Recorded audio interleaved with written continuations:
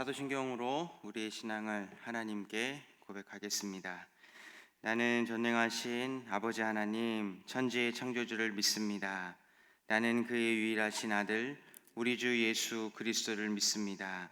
그는 성령으로 잉태되어 동정녀 마리아에게서 나시고 본디오 빌라도에게 고난을 받아 십자가에 못 박혀 죽으시고 장사된 지 사흘 만에 죽은 자 가운데서 다시 살아나셨으며 하늘에 오르시어 전능하신 아버지 하나님 우편에 앉아 계시다가 거기로부터 살아있는 자와 죽은 자를 심판하러 오십니다.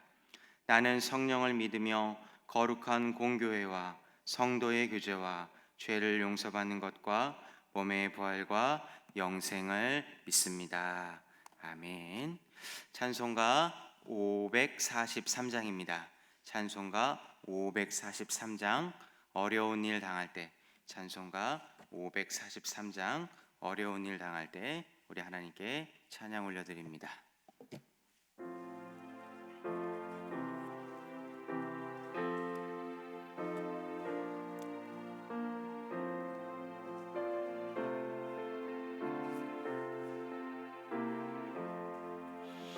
어려운 일 당할 때 나의 믿음 적으나 의지하는 내 주를 더욱 의지합니다. 세월 지나갈수록 의지할 것뿐일세. 무슨 일을 당해도 예수 의지합니다. 성령께서 내 마음 밝히 비춰주시니 인도하심 따라서 주만 의지합니다. 세월 지나갈수록 의지할 것뿐일세. 무슨 일을 예수 의지합니다.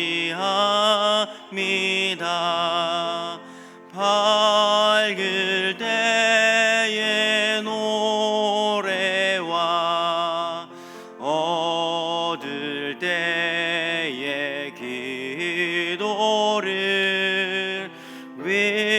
위태할 때 도움을 주께 간구합니다. 세월 지나갈수록 의지할 것뿐일세. 무슨 일을 당해도 예수 의지합니다. 생명이 있을 동안에 예수 의지합니다. 천국 올라가도록 의지할 것뿐일세. 세월 지나갈수록 의지할 것뿐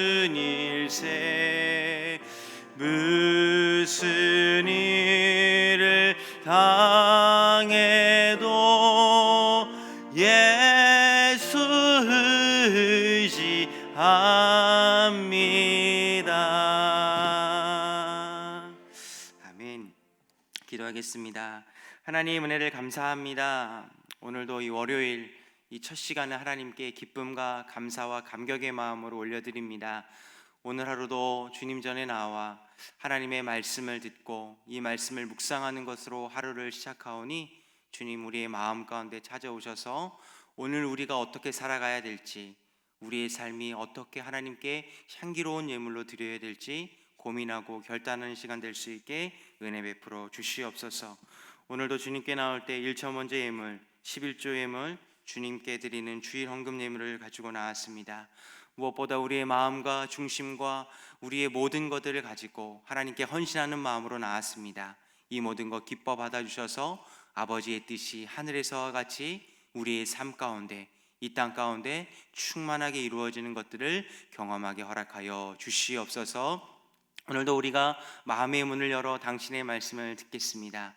이 말씀이 우리 인생 가운데 잘 심겨져 30배, 60배, 100배의 풍성한 열매를 맺어낼 수 있는 복된 하루, 복된 말씀 될 수 있게 은혜 베풀어 주시옵소서. 감사드리며 살아계신 예수님의 이름으로 간절히 기도드립니다.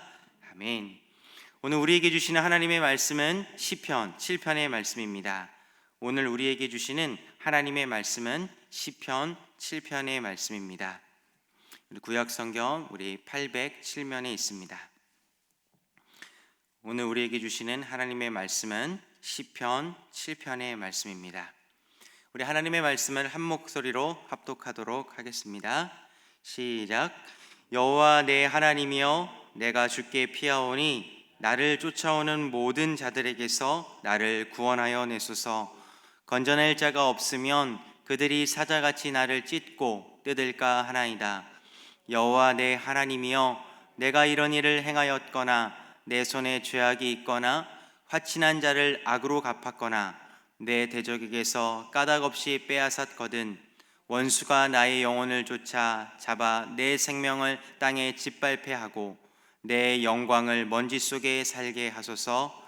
여호와여, 진노로 일어나사 내 대적들의 노를 막으시며 나를 위하여 깨소서. 주께서 심판을 명령하셨나이다. 민족들의 모임이 주를 두르게 하시고 그 위 높은 자리에 돌아오소서. 여호와께서 만민에게 심판을 행하시오니 여호와여, 나의 의와 나의 성실함을 따라 나를 심판하소서. 악인의 악을 끊고 의인을 세우소서. 의로우신 하나님이 사람의 마음과 양심을 감찰하시나이다. 나의 방패는 마음이 정직한 자를 구원하시는 하나님께 있도다. 하나님은 의로우신 재판장이시며 매일 분노하시는 하나님이시로다. 사람이 회개하지 아니하면 그가 그의 칼을 가지며 그의 활을 이미 당기어 예비하셨도다. 죽일 도구를 또한 예비하시며 그가 만든 화살을 불화살이로다. 악인이 죄악을 낳으며 재앙을 베어 거짓을 낳았도다. 그가 웅덩이를 파 만드며 제가 만든 함정에 빠졌도다.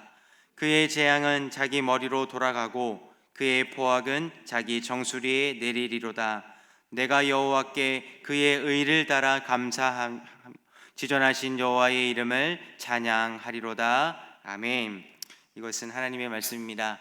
오늘도 이 새벽에 나오신 여러분들께 주님의 은혜와 평강이 함께 하시기를 간절히 축원합니다.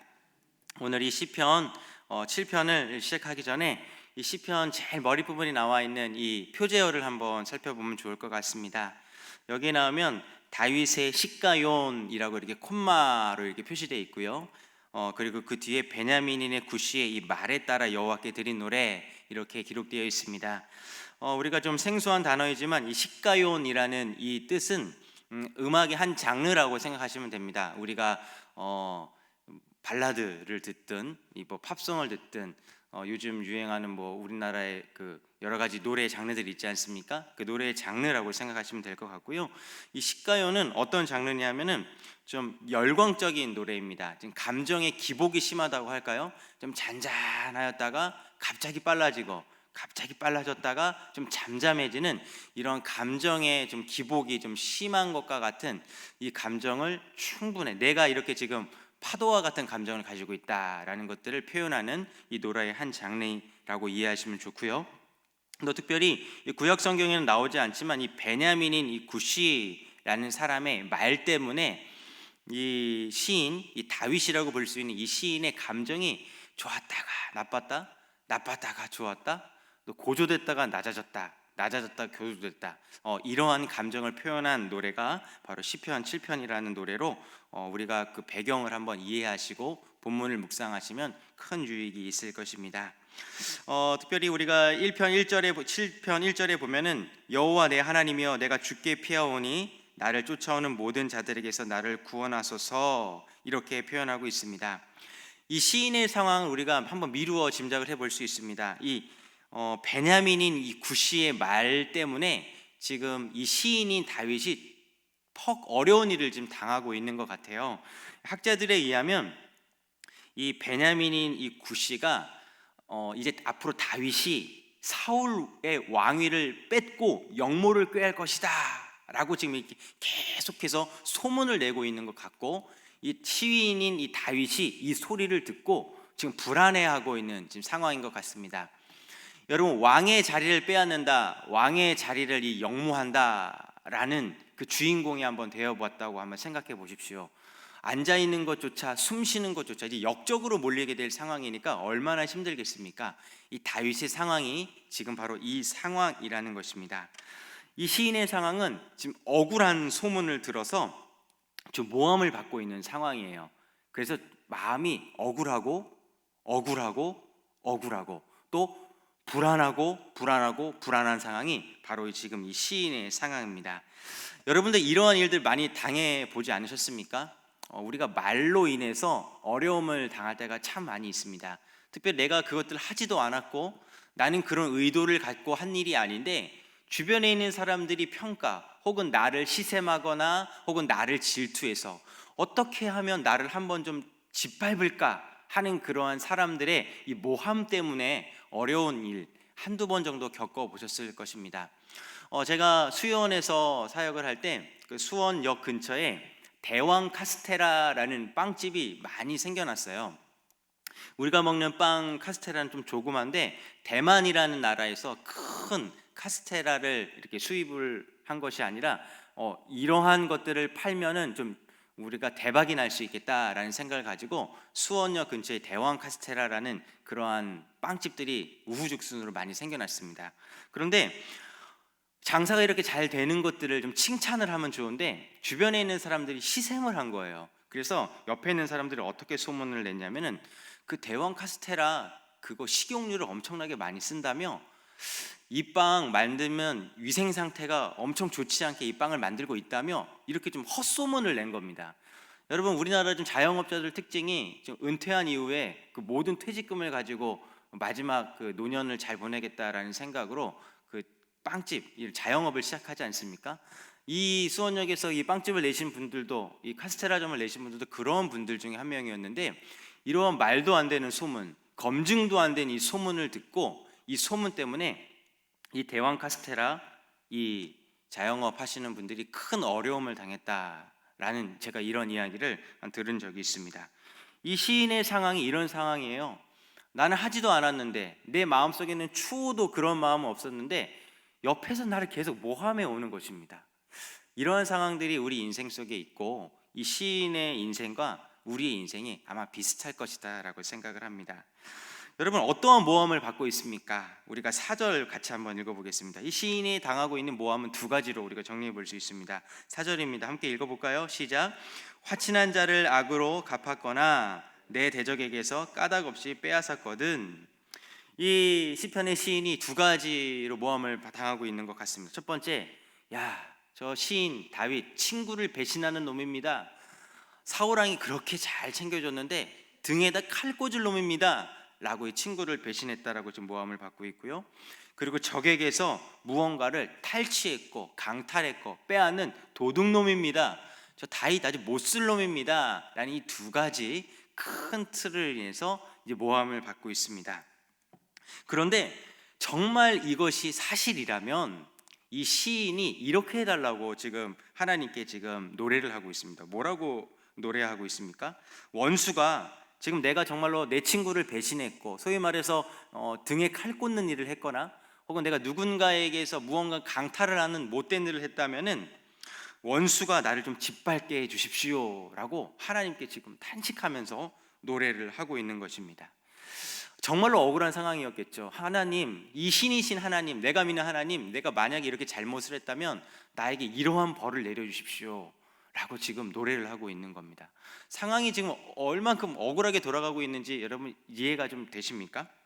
지금 이 시인의 상황이 어떤 상황인지는 이 6절에서 이 8절에 이 노래를 통해서 우리가 충분하게 우리가 유추해 볼 수 있습니다. 6절에서 8절에 한 가지 단어가 두 번 반복되어 있는데, 특별히 6절에 심판이라는 단어가 나와 있고요, 그리고 8절에도 심판이라는 단어가 나와 있습니다. 여러분, 이 시인이 심판이라는 이 단어를 사용한 이유는 다른 것이 아닙니다. 지금 자신의 상황이 어떤 상황인지를 표현하기 위해서 이 심판이라는 단어를 가지고 나온 것이죠. 지금 이 시인의 상황이 어떤 상황이냐면은 지금 나를 고소하고 고발하는 사람들이 가득 차 있는 재판장을 한번 떠올리시면 될 것 같아요. 법원에 가서 지금 이 다윗이, 이 시인이 지금 재판을 받고 있는 겁니다. 그리고 그 방청석에 지금 자신을 모함하는 사람들이 빼곡하게 차 있다라는 거예요. 그리고 자기 혼자 있는 상태입니다. 그래서 이 시인이 뭐라고 지금 하나님께 노래하고 있습니까? 7절 말씀을 같이 한번 읽어보겠습니다. 시작. 민족들의 모임이 주를 두르게 하시고 그 위 높은 자리에 돌아오소서. 지금 시인이 하나님께 간구하는 것은 높은 곳에 오르셔서, 옛날 이 높은 사람들은 무언가를 판결해 주는 사람들이었거든요. 제발 지금 나를 고소하는 사람들이 나를 뺑 둘러싸고 나를 지금 송사하고 있고 나를 어떻게 해서든지 지금 걸려 넘어뜨려 하고 있으니까 여기서 나의 무죄를 좀 입증해 주십시오. 높은 곳에 돌아오셔서 나에게 무죄 판결을 내려주십시오 라고 지금 호소하고 지금 읍소하고 있는 것입니다. 여러분, 하나님이 나의 편이 되어주신다라는 것 혹시 인생에 있어서 이걸 한번 경험해 보셨습니까? 쉽게 예를 들면 이런 것입니다. 제가 형이 한 명 있어요. 제가 지금 키가, 저는 좀 작은데 저희 형은 키가 좀 커요. 지금 이병건 목사님처럼 이렇게 키가 이렇고 덩치가 이렇고 이렇게 하여튼 씨름 선수 같이 생겼습니다. 저희 형 별명이 이게 용병이라는 별명이 있고, 농구 선수 중에 맥도웰이라는 사람이 있었는데 그 사람의 이름을 따서 저희 형 별명이 맥도웰이었어요. 제가 학원에 다닐 때 제가 돈을 훔치지 않았는데 그 여론들로 인해서, 정황들로 인해서 야, 영우가 돈을 훔쳤대 라고 지금 어떻게 보면 마녀사냥 같은 그러한 일들을 당하고 있었습니다. 그때 초등학교 4학년 때였나 그랬을 거예요. 그 어린 마음이 얼마나 상처가 됐겠습니까? 와, 난 돈도 훔치지 않았는데, 난 진짜 정직하게 살았는데 이제 한순간에 친구들로 이제 도둑놈이 되겠구나 라는 그런 상황이었는데, 저희 형이 되게 싸움을 잘했거든요. 근데 저희 형이 저희 반에 딱 나타났어. 야, 영우가 안 그랬대 라고 이 한마디 해줬어요. 그랬더니 어떻게 되는지 아십니까? 상황이 역전돼 버렸다는 거예요. 힘이 있는 사람이, 권세 있는 사람이 내 편을 들어주고 나의 무죄를 입증해 주니까 순식간에 상황이 바뀌는 것을 제가 어렸을 때 경험을 해보았습니다. 지금 시인이 기대하는 것은 이것입니다. 나는 죄가 없어서, 그럼에도 불구하고 주변에 있는 수많은 사람들이 나를 죄 있다고 송사하고 있는데 유일하신 재판장이신 하나님, 높으신 하나님, 제발 그 자리에 돌아오셔서 나의 무죄를 좀 판결해 주십시오 라고 지금 하나님께 호소하고 있는 것입니다. 그런데 이제 이 시편 7편의 이제 묘미는 이제 9절부터 시작한다는 겁니다. 그런데 시인이 이렇게 억울한 일을 당하고 있었을 때 시인이 묵상한 것이 다름 아닌 하나님이 어떤 분인지를 묵상했다는 거예요. 우리가 어려운 일을 당하고 조금 모함당하는 그런 일을 우리가 딱 당하면은 어떻게 하면 이 상황을 모면할지, 누가 나를 도와줄지에 대해서 묵상하고 이 상황을 어떻게 피해갈지에 대해서 묵상할 텐데, 이 시인이 묵상한 것은 하나님에 대해서 묵상하기 시작했다는 겁니다. 그 내용이 9절과 13절에 기록되어 있습니다. 어떤 하나님을 묵상했느냐? 9절에 나타나 있듯이 사람의 마음과 양심을 감찰하시나니, 즉 첫 번째, 하나님은 사람의 마음과 양심을 감찰하시는 하나님이시구나 라는 것들을 묵상해냈고요. 두 번째, 10절, 마음이 정직한 자를 구원하시는, 그렇구나, 하나님은 마음이 정직한 사람을 구원하시는 하나님이시구나 라는 것들 묵상했고요. 그리고 11절 매일 분노하시는 하나님, 불의를 보시고 매일 분노하시는 하나님이시구나 라는 것들을 세 번째 묵상했고요. 그리고 12절에서 13절 여기서 뭐 칼을 준비하고 활을 준비한다라는 것들을 미루어 봤을 때 하나님께서는 불의하게 모함을 당하는 사람들을 위해서 심판을 준비하고 계시는 하나님이시구나 라는 것들을 발견해냈다는 겁니다. 그래서 한 일이 무엇입니까? 시편의 시인이 이런 억울한 일을 당했을 때 가장 먼저 한 일은 1절에 기록된 대로 주께 피하오니, 주님께 피하는 일들을 감당했다는 것이고요. 그리고 주님께 피해서 억울한 일을 호소하면서 발견한 것이 무엇이냐면은 바로 하나님이 어떠한 분인지를 발견해 내었다는 것입니다. 우리와는 좀 다르죠? 만약 저 같으면은 억울한 일을 당했을 때 담임 목사님한테 막 달려갈 거예요. 그리고 막 이렇게 호소할 겁니다. 목사님, 제가 이런 일을 당했습니다. 그런데 시인은 그렇지 않고 주께 달려갔다 라고 표현하고 있습니다. 그리고 저 같았으면은 어떻게 하면 이 일을 좀 모면할까 라고 궁리할 텐데 시인이 한 궁리는 무엇이냐면은 하나님은 어떤 분이신가 라는 것을 묵상해 냈다는 겁니다. 여러분, 그랬더니 하나님이 주신 은혜가 무엇이냐면은 시인의 시선을 바꿔버리셨다라는 겁니다. 이게 놀라운 반전이 있어요. 여기 2절에 보면은 시인이 자신의 원수를 보면서 무엇이라고 표현했습니까? 바로 사자라고 표현했죠. 나는 초식동물이고 원수들은 사자이기 때문에 나는 이제 곧 죽었다. 나의 원수는 이렇게 강한 사자다. 나를 곧 찢어서 죽이겠구나 라는 그러한 사자로 표현했는데, 죽게 달려가서 하나님을 묵상한 시인은 이제 시선이 달라져서 원수를 사자로 보는 것이 아니라 15절과 16절과 같은 존재로 지금 바라보고 있다는 겁니다. 되게 재밌습니다. 15절과 16절 제가 한번 읽어드릴게요. 그가 웅덩이를 파 만듦이요 제가 만든 함정에 빠졌도다. 그의 재앙은 자기 머리로 돌아가고 그의 포악은 자기 정수리에 내리리로다. 아멘. 여러분, 여기서 아멘 하셔야 됩니다. 여러분, 이 그림이 한번 잘 상상해 보세요. 지금 이 원수들이 함정을 팠다라는 거예요. 15절에. 그런데 함정을 파면은 그 함정 속에 들어 빠지는 것들을 지금 원수들이 봐야 되는데, 그것이 재앙인데 오히려 원수들이 자기가 빠놓은 함정에 빠졌다는 겁니다. 그런데 여기서 되게 통쾌한 게 무엇이냐면은 재앙이 16절에 재앙은 자기 머리로 돌아가고 포악은 자기 정수리에 내리르르다라는 이러한 표현으로 우리가 미루어 볼 때 원수들이 웅덩이를 파놓고 빠졌는데 다리부터 빠진 게 아니라 머리부터 빠졌다는 거예요. 그래서 지금 거꾸로 서서 물구나무 서서 다리 위에 다리가 이렇게 대롱대롱 매절려 있는 이러한 상태가 15절과 16절의 내용입니다. 어떻습니까? 되게 통쾌하죠? 시인을 모함한 사람들이 있었을 때 이 시인은 자신의 문제를 끌어안고 가장 첫 번째 하는 것이 1절에 기록된 대로 주께 달려갔다라는 겁니다. 주께 달려가서 한 일이 무엇이냐면은 하나님이 어떤 분이시는 발견했다라는 거죠. 그랬던 하나님께서는 시인의 시선을 바꿔주셔서 더 이상 원수는 너를 해치는 사자가 아니라 웅덩이에 거꾸로 들어서 빠지는 그러한 존재일 수밖에 없어 라고 설명해 주시면서 17절에 이렇게 이야기해 주시죠.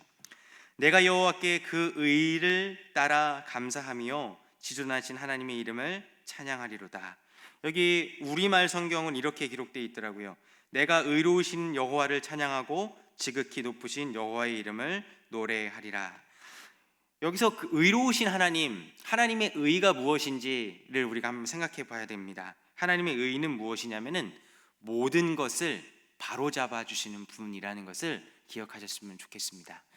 여러분, 지금 억울한 일로 인해서 지금 뼈가 녹는 듯한 그러한 상황에 빠진 분 계십니까? 왜 내 인생에 있어서 이러한 일이 일어날지? 하나님은 어디에 계실까라는 그러한 후회와 한숨 가운데 있는 분 계십니까? 오늘 우리에게 시편 7편의 말씀이 주어졌습니다. 억울한 일 당하고 나를 해하려는 원수들이 찾아왔을 때 첫 번째, 주님께로 달려가십시오. 그리고 주님께로 달려가서 해야 될 일은 하나님이 어떤 분인지 한번 발견해 보십시오. 반드시 하나님은 의로운 분이셔서 모든 일들을 바로 잡아내셔서 우리의 입술에 하나님을 향한 노래가 있게 만들어주신 분이시고 그 하나님을 찬양하게 만들어 주신 분이심을 믿는 오늘 하루와 우리 인생이 되어 주시기를 주님의 이름으로 권면드리겠습니다. 기도하겠습니다.